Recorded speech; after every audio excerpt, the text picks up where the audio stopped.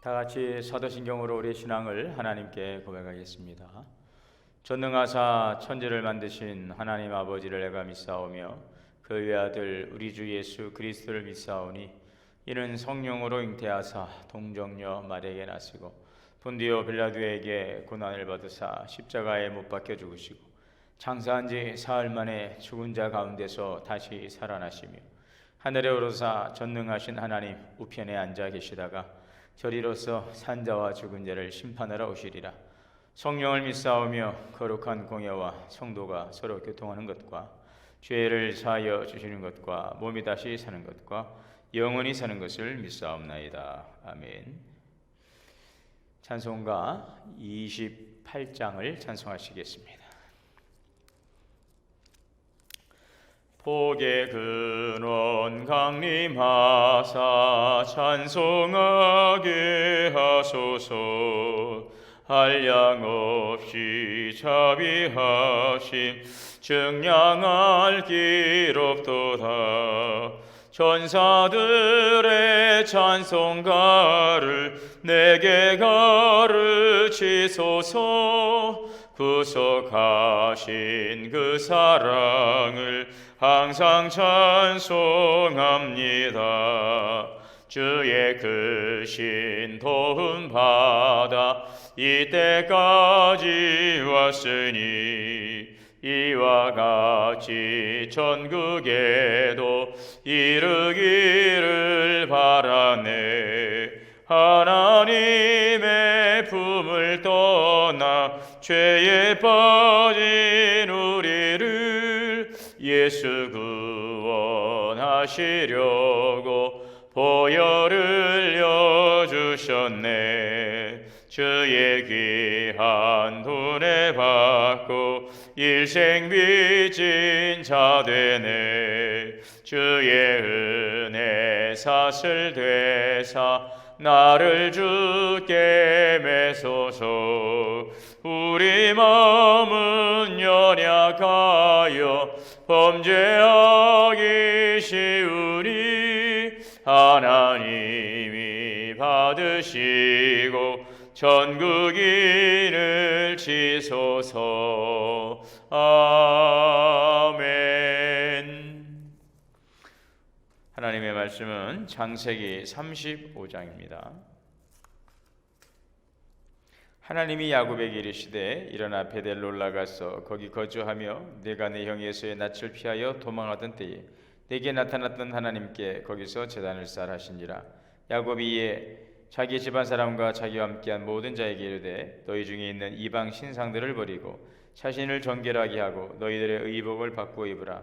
우리가 일어나 베델로 올라가자. 내 환난 날에 내게 응답하시며 내가 가는 길에서 나와 함께 하신 하나님께 내가 거기서 제단을 쌓으려 하노라 하며 그들이 자기 손에 있는 모든 이방 신상들과 자기 귀에 있는 귀걸이들을 야곱에게 주는지라.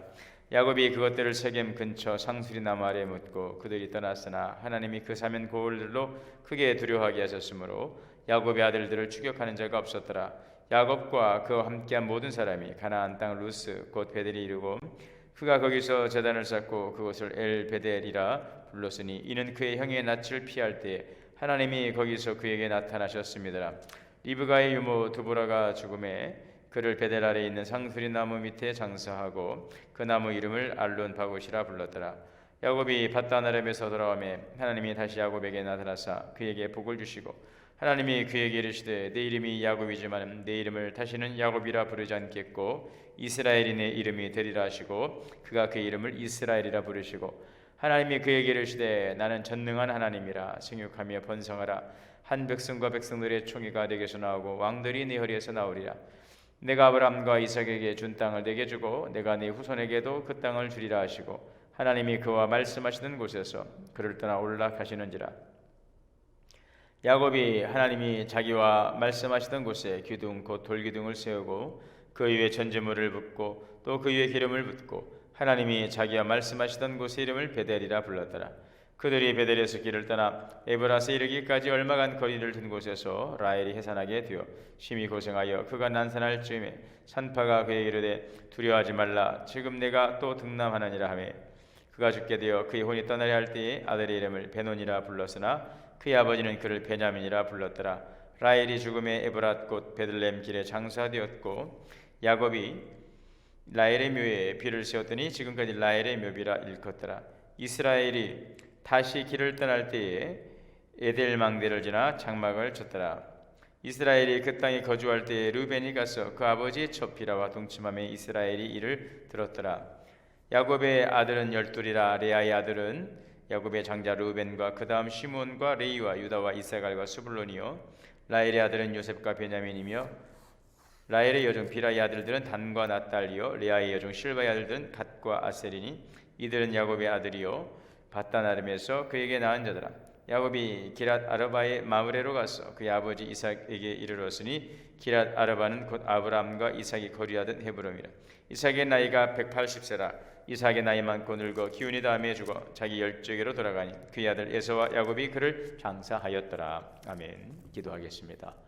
사랑과 은혜 주님 감사합니다. 오늘도 우리에게 귀한 생명을 주신 하나님 감사드립니다. 주신 생명으로 호흡하며 또 찬양하며 하나님을 자랑하며 살아가는 귀한 믿음의 삶이 되기를 원합니다. 우리에게 부으신 하나님의 은혜를 날마다 기억하고 그 은혜에 감사하며 또 주의 우리를 향하신 기대의 삶을 살아갈 수 있는 하나님의 자녀들이 될 수 있도록 인도하여 주옵소서. 이제 추석 명절을 통하여서 사랑하는 가족들이 함께 모여서 함께 또 예배드리고 서로의 덕담을 나누고 또 새해를 계획하지만 올해 코로나19로 인하여서 우리가 함께 대면하여 모일 수 있는 여러 가지 제한된 조건 속에서 설을 맞이하였습니다.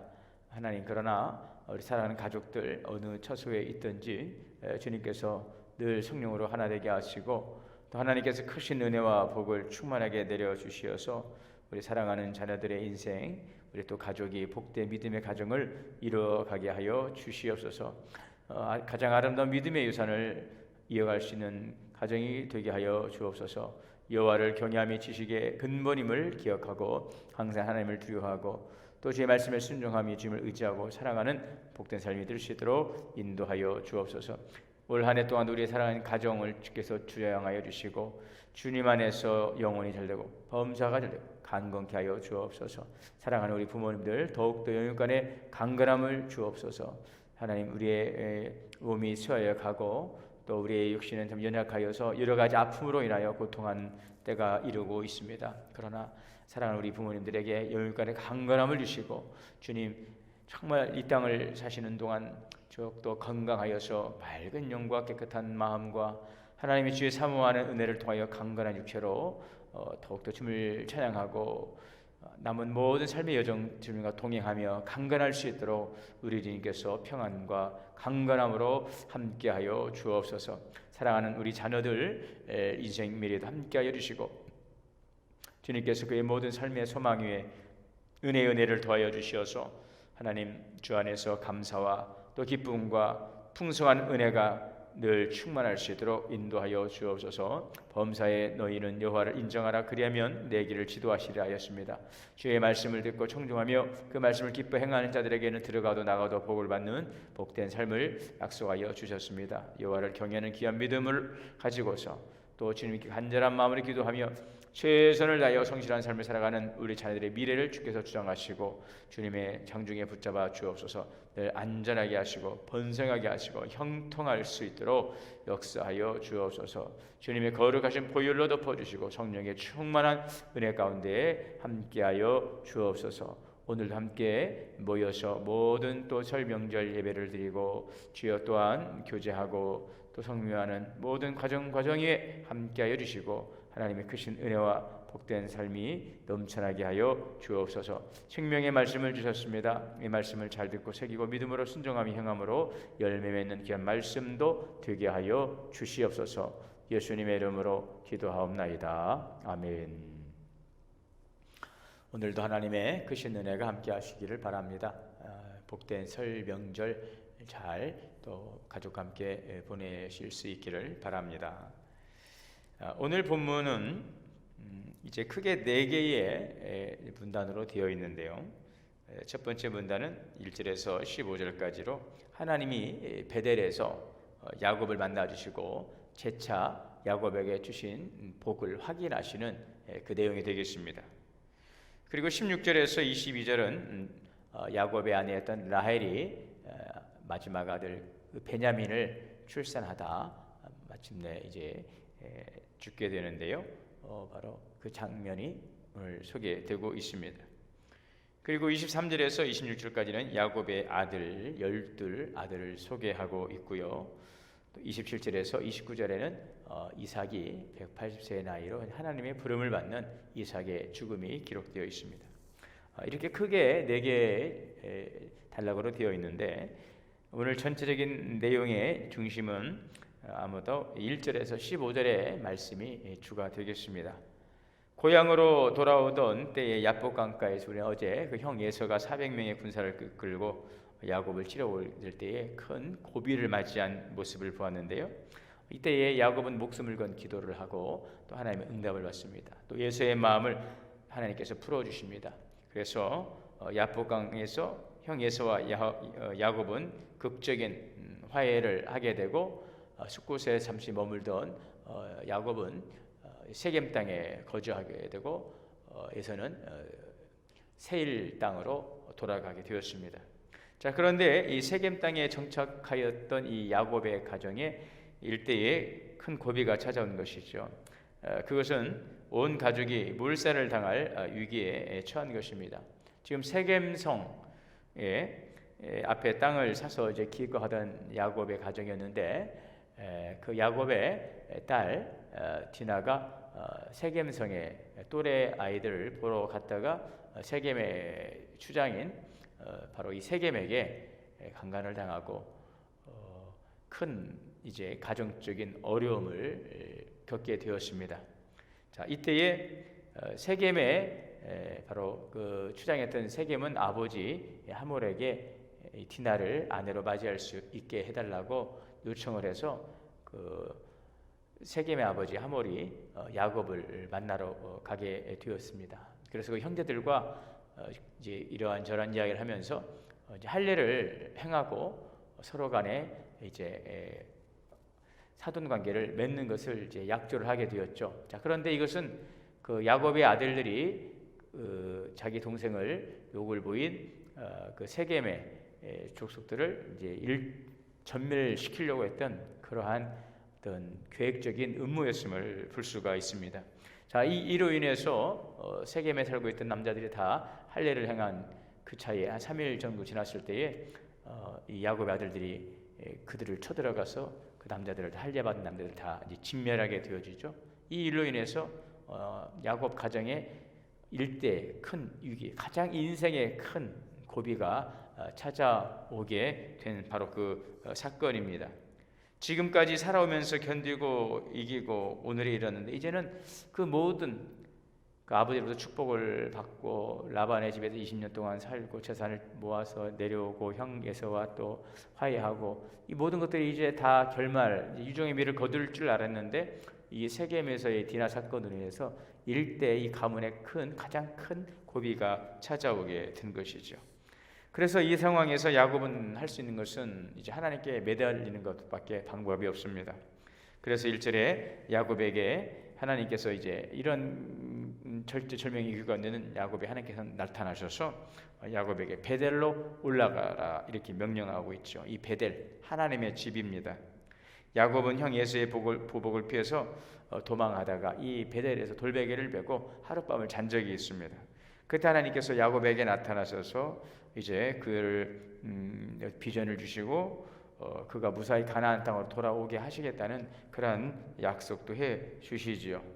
자, 하나님의 은혜로 평안히 다시 가나안으로 들어왔지만 야곱은 베델로 올라가지 않고 바로 세겜 땅에 머물게 된 것입니다.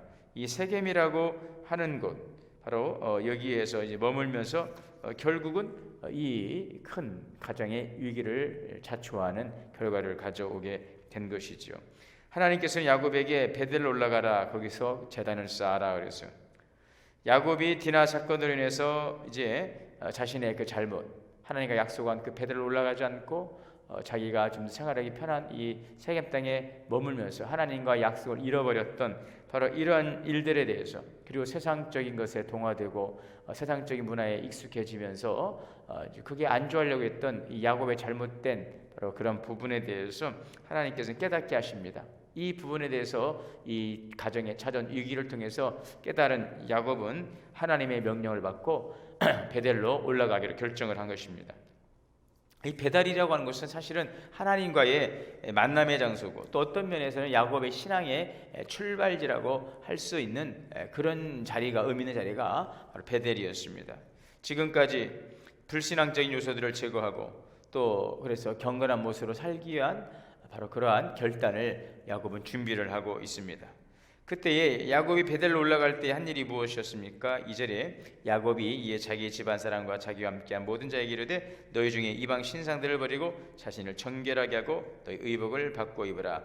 이방 신상을 버리라. 지금 라헬이 아버지 집에서 그 드라빔을 훔쳐오지 않습니까? 가정을 지키는 수호신이라고 하는 그 은으로 만든 그 우상을 가져왔는데, 그 하나 가져온 것이 문제가 아니고 그 우상의 어떤 잔재를 가지고 지금 그 가정이 또 이렇게 살아가고 있는 모습을 볼 수가 있죠.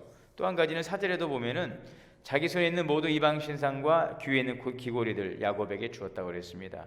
여기에서 우상만이 아니라 귀고리까지도, 여기 귀고리 이것 또한 우상 숭배를 위해서 귀에 차고 있던 것들, 신상이나 주문을 새긴 것, 그래서 이런 귀고리를 달고 다니면서 어떤 악귀를 쫓아낸다, 행운을 불러들인다, 이런 미신적 사상을 가지고 있는데, 이러한 모든 우상의 잔재들, 바로 이러한 것들을 이제 거두어서 상수리 나무 아래 땅에 이제 묻어버리게 되는 것이죠. 이것은 어떠한 영향력이나 또 오염을 철저하게 차단하겠다고 하는 야곱의 의지가 담겨져 있는 것이죠.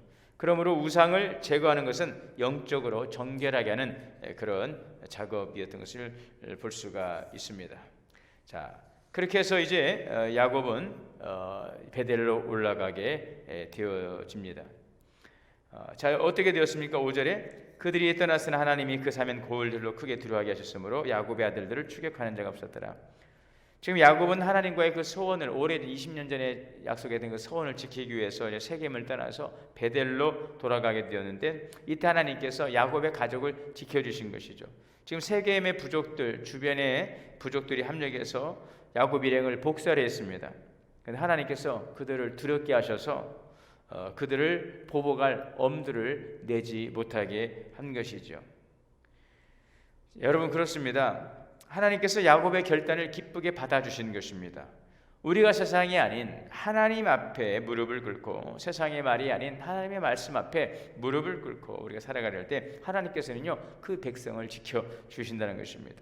그 어떤 세상의 위협으로부터도 그들을 보호하여 주신다는 것이죠.